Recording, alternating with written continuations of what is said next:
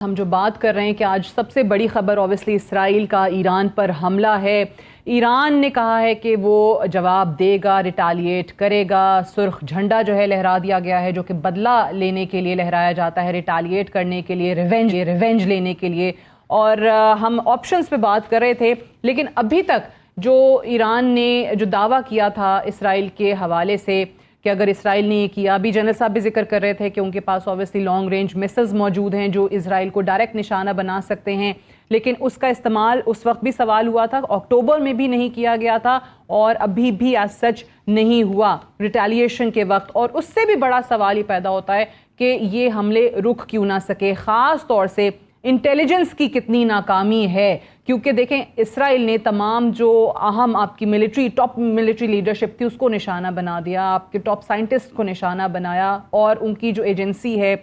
ایرانی انٹیلیجنس وہ بر وقت یہ خطرہ کیوں بھانپ نہیں سکے، کیوں انہوں نے اپنی لیڈرشپ کو انڈر گراؤنڈ نہیں کیا۔ اور اگین بات وہی آتی ہے کہ ایران کے اندر موساد آپ کو بہت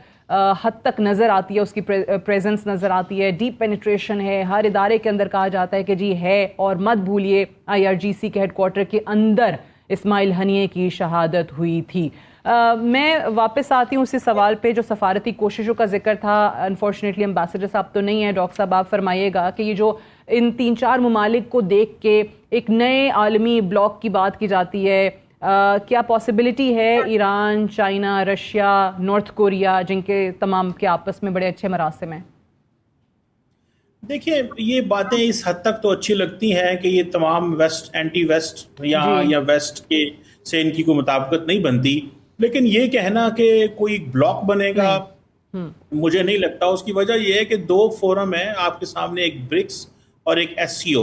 اور دونوں ہی ایک نان ویسٹرن فورم انہیں کہا جاتا ہے، اور دونوں کی کوئی خاص ایسی کوشش نہیں ہے کہ وہ امیڈیٹلی کچھ چاہتے ہیں، اور نہ ہی وہ کوئی اس طرح کی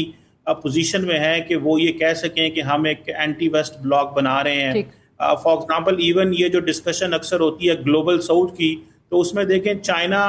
being a member of the global south کوئی لمبی چوڑی کوشش نہیں کرتا، ڈپلومیٹک ایفرٹ نہیں کرتا، پولیٹیکل ایفرٹ نہیں کرتا، وہ صرف اپنے اکنامک انٹرسٹ پہ زیادہ فوکس کرتے ہیں۔ سو مجھے نہیں لگتا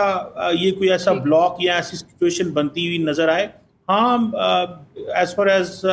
ڈسکشن کے حوالے سے بات کرنے کی حد تک کہا جائے،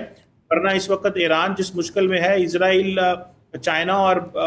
رشیا بہت کچھ کر سکتے ہیں۔ رشیا تو خیر خود اپنے مسئلوں میں پھنسا ہوا ہے، وہ تو اپنے لیے ویپنز پیدا کرے گا کہ وہ ایران کو دے گا اس جنگ میں، تو ایران کی کون سپورٹ کو آئے گا؟ کیونکہ ابھی تو ایون رشیا نے جو ویپنز انڈیا کو دینے تھے پچھلے 2-3 سال سے وہ نہیں دے سکے، کیونکہ وہ اپنی پروڈکشن کر رہے ہیں بیکاز وہ ایک ایکٹیو جنگ میں ہے۔ سو میرا خیال ہے کہ یہ ایک بڑا مشکل ٹائم ہے،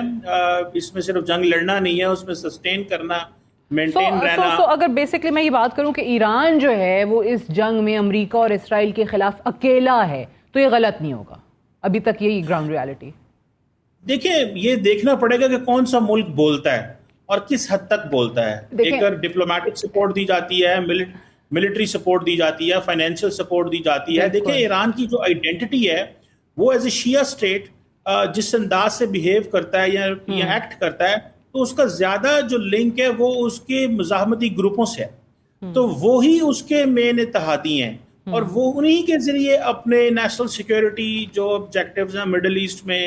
یا باقی جو انہوں نے اچیو کرنے ہوتے ہیں۔ سو ایران کا کوئی خاص سیریا تھا، کمزور تھا، جیسا میں اسی لیے پوچھ رہا ہوں کیونکہ روایتی وہ مذمتی بیانات تو تمام ممالک ہی دے دیں گے، وہ تو ہر کوئی کر جاتا ہے ایسی سچویشن کے اندر، بٹ پریکٹیکلی کون آپ کے ساتھ کھڑا ہوتا ہے؟ جیسے آپ نے کہا ملیٹریلی آپ کو کون سپورٹ کرتا ہے، فائنینشلی آپ کو کون سپورٹ کرتا ہے، دیٹ کاؤنٹس۔ مجھے جنرل صاحب لاسٹ کامنٹ اس پہ ذرا کر دیجیے گا۔ ہم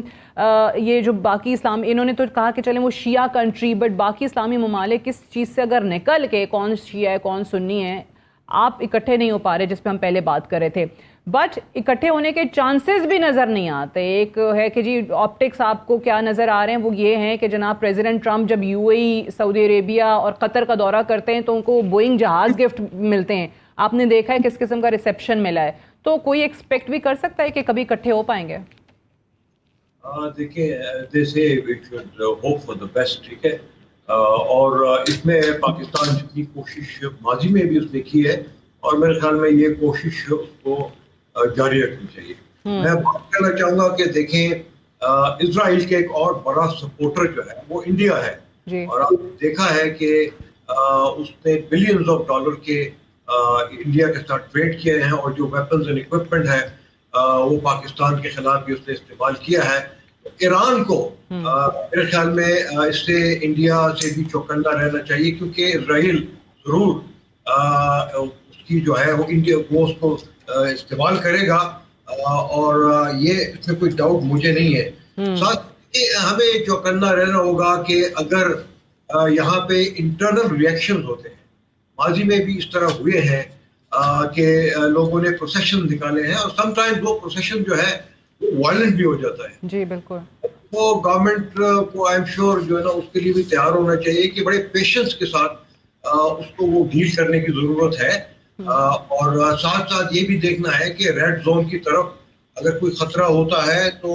اس کو بھی روکا جا سکے. ٹھیک ہے, آپ نے بڑی امپورٹنٹ بات کی کہ آپ کو نظر رکھنی ہے اس وقت انڈیا پہ بھی, آپ کے ہمسائے پہ بھی, کیونکہ انڈیا اوبیسلی اسرائیل کی سپورٹ کرتا ہے. ہم نے اپنی آنکھوں سے دیکھا ہو کہ بینجامن نیتن یاہو کی اور نریندر مودی کی جو پلے بک ہے وہ ایگزیکٹلی سیم ہی ہے.